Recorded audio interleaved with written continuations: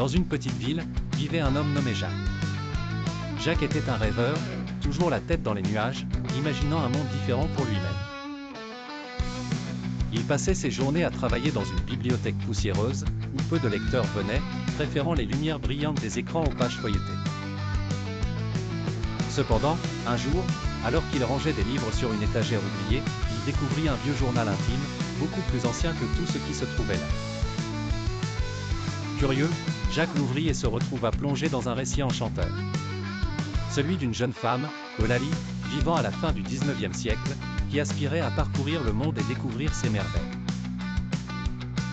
Chaque page était remplie de ses rêves, de ses réflexions et des croquis délicats de paysages lointains qu'elle espérait un jour voir de ses propres yeux.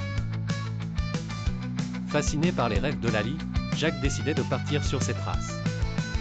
Il économisa chaque centime et planifia minutieusement son voyage.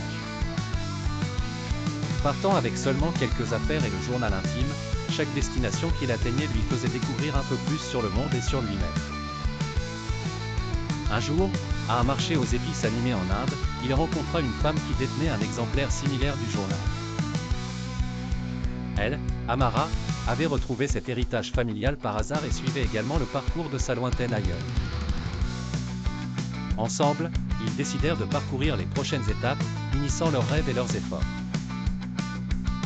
Au fil du voyage, Jacques comprit que les rêves d'Eulalie étaient bien plus qu'une quête personnelle, ils l'avaient mené à rencontrer Amara, et ensemble, ils réalisèrent que les rêves sont faits pour être partagés. Et c'est ainsi que Jacques, le rêveur solitaire, trouva non seulement le monde qu'il cherchait, mais aussi une compagne avec qui le découvrir.